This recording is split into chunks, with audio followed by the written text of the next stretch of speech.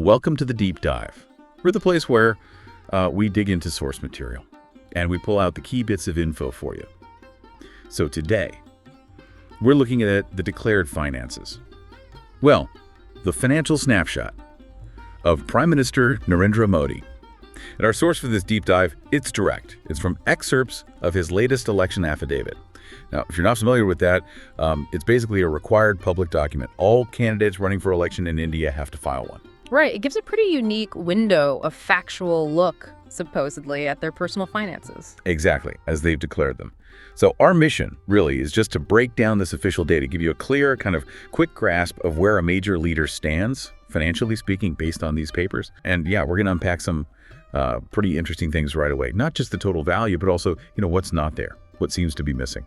And, stepping back a bit, what's really fascinating is how this fits globally. These kinds of disclosures, they're seen as pretty vital for transparency, for building public trust in lots of democracies. Right, accountability. Exactly. It gives people a peek into the wealth of their leaders. Yeah. It's fundamental, really. Absolutely. Okay, so let's dive straight into those headline figures then. Yeah. Because they are quite something. Prime Minister Modi's total declared assets, Mm-hmm. they're valued at just over 3 crore rupees. 3 crore, yeah. Which is what, 30 million rupees? Okay. And in US dollars, that's roughly 360,000. Around that, yeah, about $360,000 USD based on recent exchange rates. And this figure, it's important to say, it's like an accumulation, right? Various different assets. Correct. It's not just one lump sum sitting somewhere. But here's the bit that, well, it jumped out at me immediately. The affidavit.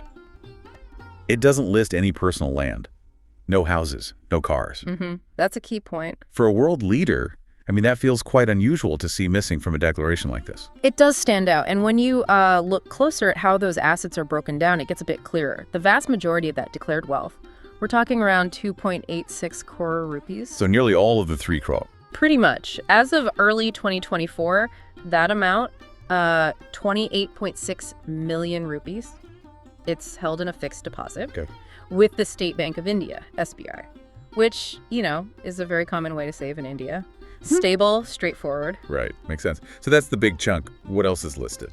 Well, beyond that big fixed deposit, the affidavit also mentions some cash in hand, balances in different bank accounts. Standard stuff. Yeah, and also investments in something called National Savings Certificates. Ah, yes, the NSC scheme, government-backed savings. Exactly, another fairly common investment route there.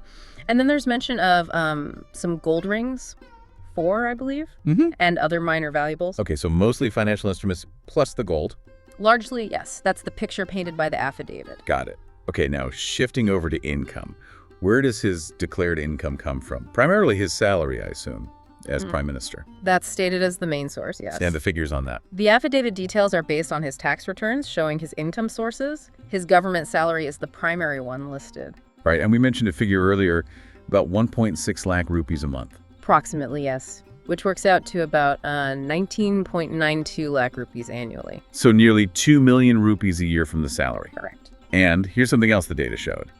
His reported income, it seems it pretty much doubled between 2019 and 2023. That's quite a jump. That is a notable trend highlighted when comparing affidavits over time, yeah. The income reported has increased significantly in that period. Okay, so we have assets, largely financial. We have income, primarily salary, which has gone up. What about the other side of the ledger? Liabilities, debts. Ah, well, that's another striking point. In his election affidavit, Prime Minister Modi has declared 0 liabilities. 0. No loans, no mortgages, nothing. Nothing declared, which ties back to what we said earlier, right? He's also stated he doesn't own any real estate or personal vehicles. So no assets that typically come with loans, like a mortgage for a house or financing for a car. Precisely. It reinforces that picture of primarily liquid or financial assets and no declared debts against them. And just to connect this back, you mentioned earlier the importance of the affidavit itself. Yes, absolutely. If we sort of look at the bigger picture, this document, the election affidavit, it's really a cornerstone of electoral transparency in India. It is mandatory. Yeah. Every single candidate has to file one. Right. And The whole point is to give a transparent look, or at least a declared look, at the assets and liabilities of people wanting public office. So it's the main official source we have for his personal finances. So it's the primary publicly available official source detailing his personal financial standing as declared for the election process. Yes. That context really helps frame these numbers. So when we step back and look at this whole financial picture from the affidavit, what does it really tell you, the listener?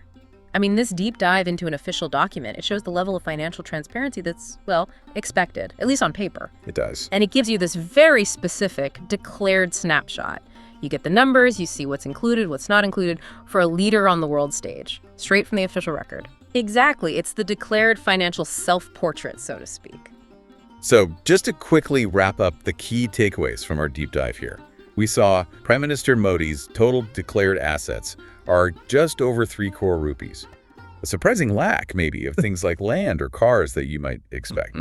The vast majority of that wealth held in a big fixed deposit with SBI. And we touched on his income, primarily salary, and that noticeable increase over the last few years. And 0 declared liabilities. That covers the main points from the affidavit data, yeah. And this, I think, raises a really interesting question for you to think about further. What real value is there in these mandated transparency documents for public figures? And maybe more deeply, what does this specific snapshot tell us about what we even consider wealth or assets for leaders, especially in different cultural or political contexts? That's a great point. What do these declarations truly capture? Exactly. It gets you thinking about, what these official disclosures show versus the bigger picture of influence or standing. What insights do we really gain? Something to ponder. Definitely something to ponder. Thank you for joining us on this deep dive, and we really encourage you to keep exploring fascinating topics on your own.